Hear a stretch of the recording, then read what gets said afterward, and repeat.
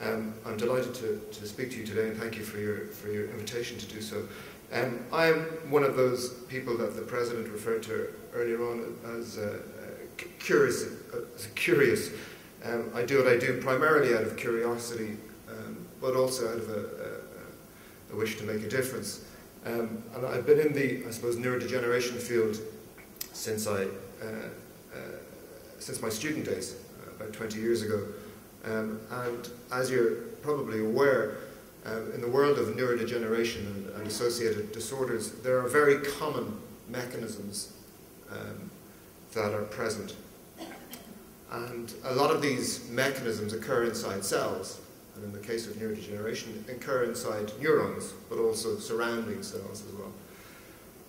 So my research group tries to understand these mechanisms and to make sense out of them and to figure out why they go wrong.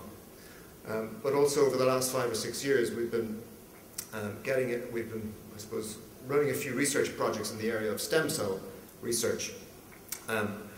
Stem cell research, what the MS Society asked me to speak about stem cells, but to tell you a bit about stem cells, just in case there are some of you who would like that knowledge.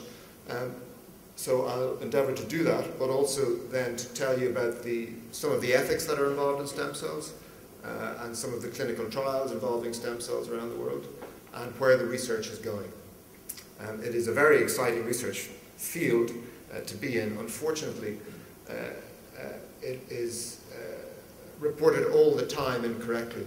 It's overhyped, sometimes sometimes deliberately, and a lot of misinformation is out there. So nearly every week you pick up the newspaper and you'll see something about stem cells, especially scam stem cell therapy as well, which is a very difficult thing for what we do, because we have to combat the hype that goes along with some of these stem cell therapies, or the scam stem cell therapies. What I would like to do is tell you a bit about where stem cells come from in the first place. And this is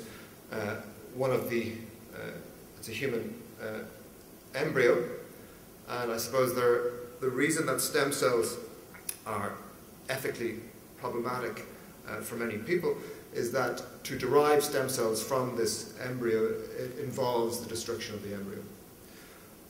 Nevertheless, this has occurred around the world, and stem cell lines have been developed. Now, under normal conditions, this embryo, if it's inside the person, develops and changes. So you get 1 cell, 2 cells, 4 cells, 8 cells, 16 cells, and it expands rapidly to develop into a full embryo, and so on, after it implants into the womb. In the case of in vitro fertilization, some of the techniques that are used are that eggs are extracted from women, and they are fused with sperm to form the blastocyst, so this small spherical collection of cells, and then these are implanted into the woman, and hopefully they lead to childbirth. When these embryos aren't implanted, sometimes, a lot of the time, there's quite success, or a high degree of success, and a certain degree of success in the IVF treatment. The embryos that are kept in liquid nitrogen are used by researchers to develop embryonic stem cell lines. So the reason people like me are very excited about this area is that we can make neurons out of these embryonic stem cells, and also out of adult stem cells as well. Now, our body is packed with different types of stem cells. I just want to spend a few moments talking about the different types. Often this is quite confusing, and there are different terms that are used now, are used regularly to refer to embryonic stem cells. These are early stem cells. These are the ones right at the start that are pluripotent. They have the ability to change into all the different cell types in the body, and they do that under normal condition.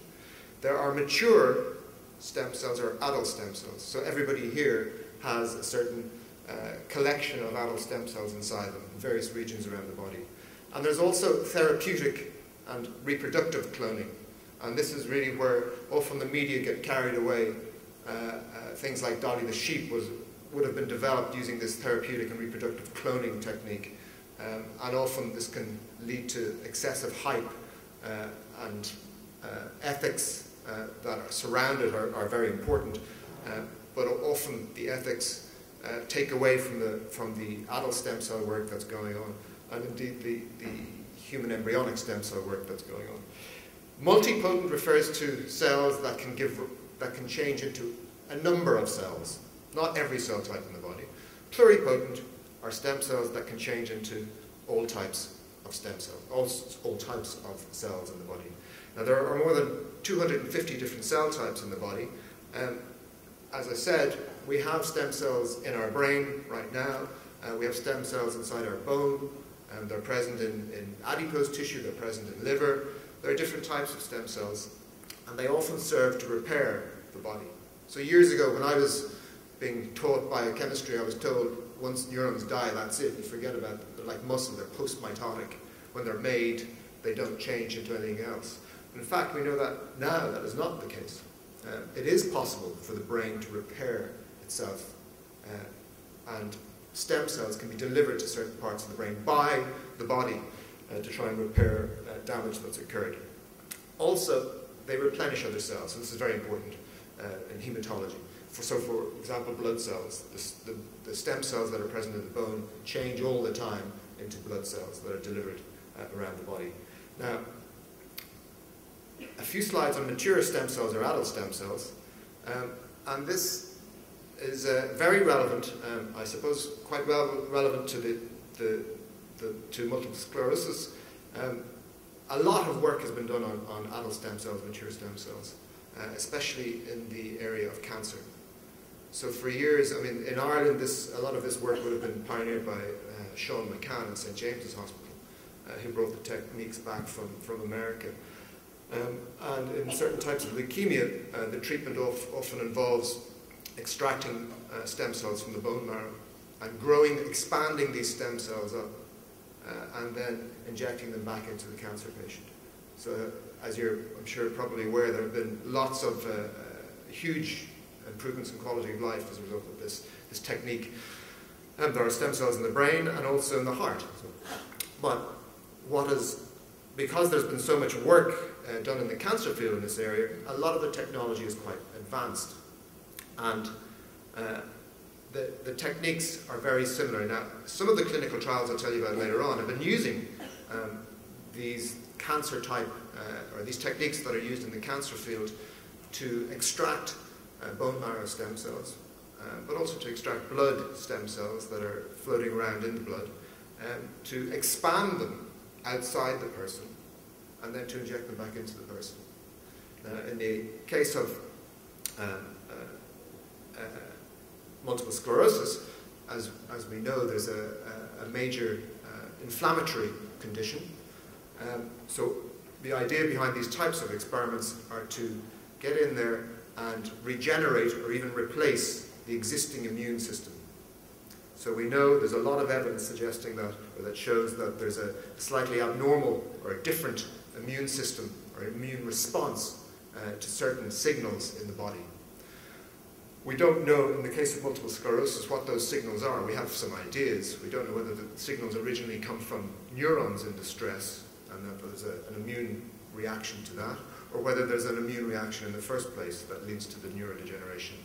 Yesterday there was a whole session talking about which comes first, the chicken. It's a chicken or egg story. To me it doesn't really matter. They both exist in the MS patients. So we need to work at both things at the same time and hopefully understand how they interact with each other. Stem cell therapy is one of the techniques that there's a lot of promise for, and I'll go into some more details now. Umbilical cord stem cells are a good source of stem cells.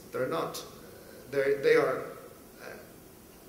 multipotent to a certain extent. There's some pluripotent characteristics. They wouldn't be as pluripotent as embryonic stem cells, but they're a good source of stem cells. And these have been collected around the world. People often store these. It's quite problematic in Ireland. It's not really allowed in the national hospitals. They don't have the resources for it. So you find in the private hospitals, people do this. So the idea here is that you can store your stem cells from birth, so in case something happens to you down the line, you can take them out of storage and get them injected back into you. Nice in theory, but very difficult for practical reasons.